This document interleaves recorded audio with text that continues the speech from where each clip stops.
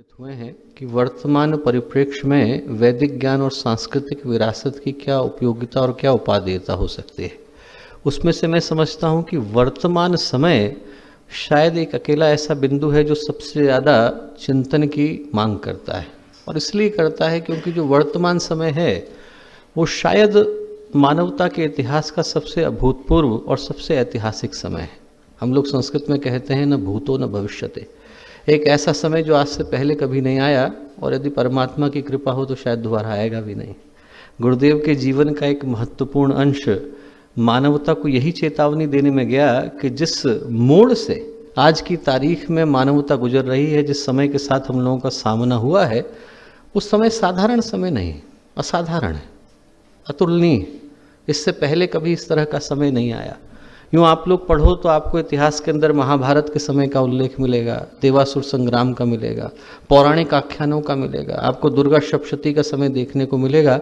ये वो समय थे जब नकारात्मकता, असुरता, पैशाचिक प्रवृत्तियां हावी हो गई थी, और उसको परास्त करने के लिए, ध्वस्त करने के लिए, नष्ट करने के लिए दिव्यता को, महानता को, पवित्रता को, अच्छी शक्तियों को एक साथ संगठित और संकल्पित होना पड़ा था। देखने की दृष्टि से वो समय आज की तुलना में भारी थे। स्वयं भगवान कृष्ण मौजूद थे, स्वयं भगवान राम मौजूद थे, एक से एक बढ़कर के अवतारी सत्ताएं हम लोगों के मध्य इसी पृथ्वी पर उपस्थित थी।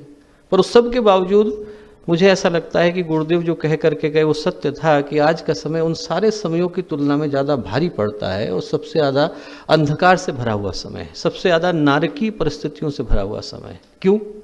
इसलिए बेटा क्योंकि उस समय में और आज के समय में एक मूलभूत, एक फंडामेंटल डिफरेंस है। और अंतर यह है कि उस समय के शत्रुओं में और आज के शत्रुओं में एक अंतर है कि आज शत्रु बाहरी नहीं है और घोषित नहीं है। पहले शत्रु घोषित था और बाहरी था।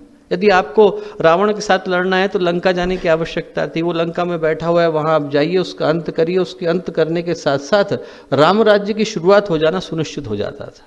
महाभारत की तरह का समय नहीं है कि कौरव अपनी सेनाओं को लेकर के कुरुक्षेत्र के मैदान में आ गए हों और आप वहाँ जाइए, उनका अंत करिए, और उनका अंत करने के साथ साथ शुभ की, धर्म की शुरुआत हो जाएगी। वैसा समय नहीं।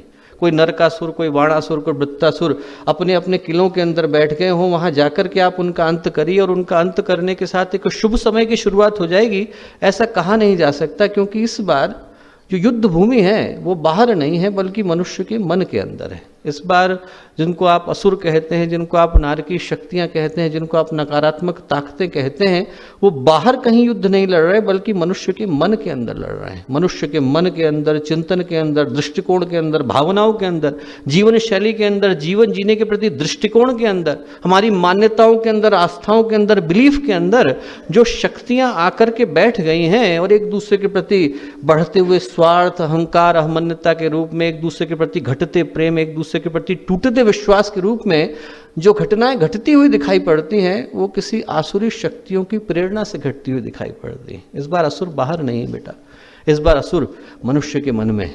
यदि आपको लड़ाई लड़नी हो तो आपको अपने बंदूक निकाल करके, आपको आपका तीर धनुष निकाल करके कहीं और हमला करने के लिए जाने की आवश्यकता नहीं है, बल्कि मनुष्य के अंतर मन में उतरने की आवश्यकता है।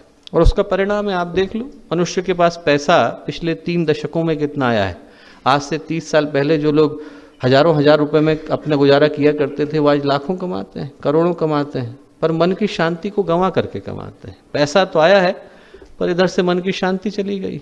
घर बड़े हुए हैं तो परिवार चले गए। इधर से विश्व की दूरियां घटी हैं, आदमी को यहाँ से लंदन जाने में और न्यूयॉर्क जाने में समय नहीं लगता, तो उधर दिल की दूरियां बढ़